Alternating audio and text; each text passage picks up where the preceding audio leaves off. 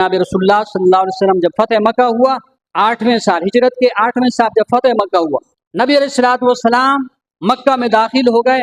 फतेह मक्का के बाद नबी अलैहिस्सलातु वस्सलाम पहाड़ पर चढ़े। अभी तो ऊंची ऊंची इमारतें हैं, लेकिन उस वक़्त सिर्फ सबसे बुलंद ही काबतुल्लाह था।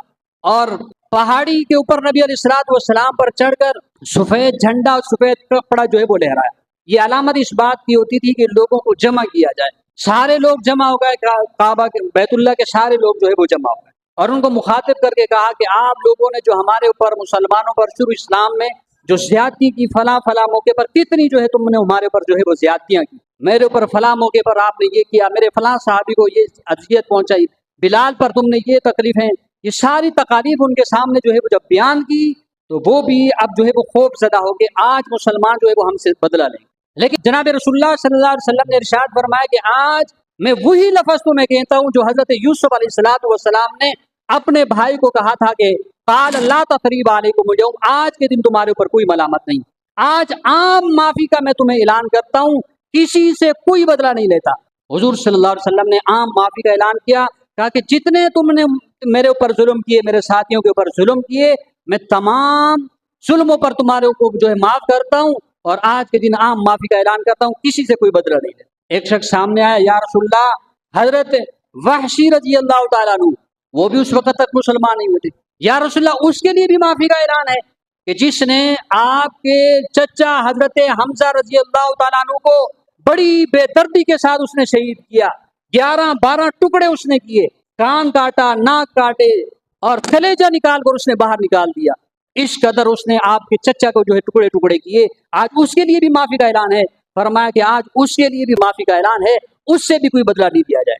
हुजूर सल्लल्लाहु अलैहि वसल्लम ने आम माफ़ी का ऐलान किया। एक और सहाबी के मुतालिक भी आता है, हजरत इकरमा बिन अबी जहल, अबू जहल का बेटा था, उसने भी मुसलमानों को बड़ी तकलीफें पहुंचाई। अबू जहल के कत्ल होने के बाद वो सारा किरदार जो उसके बाप अबू जहल का था, वो सारा किरदार हजरत इकरमा रज़ी अल्लाह तआला अन्हु ने अदा किया, जो बाद में मुसलमान हो गए थे। उन्होंने भी बड़ी तकलीफें पहुंचाई।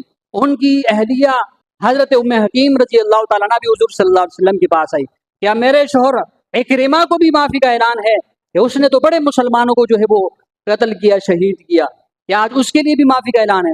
फरमाया कि आज उसके लिए भी माफ़ी का ऐलान है। ये पहले हजरत इकरिमा जो है वो जब फतह मक्का हुआ, मक्का छोड़कर वो जो हबशे की तरफ भाग गए, इनको तलाश करने के लिए इनकी बीवी गई। इनकी बीवी ने निशानी के तौर पर, अलामत के तौर पर चीज़ मांग ली कि आप मुझे कोई चीज़ ऐसी दे दें कि जिसको देखकर मेरे शौहर ये यकीन कर ले कि हाँ आपने जो है वो अमान दे दी, माफ़ी का ऐलान कर दिया।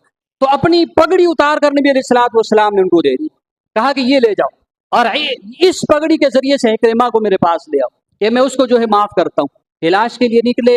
ये जहाँ जद्दा, मक्का बैतुल्लाह से 40 मील फासले पर जहाँ जद्दा जो है आज कायम है, उस वक्त ये जद्दा आबाद नहीं था। यहाँ से कश्तियाँ निकला करती थी हबशा की तरफ। यहाँ से जो है वो हजरत इकरिमा रज़ी अल्लाह तआला किश्ती पर सवार होकर निकल गए। यहाँ तक हजरत उम्मे हकीम इनकी अहलिया पहुंची, देखा कि वो तो रवाना हो गए, यहीं पर खड़ी हो गई।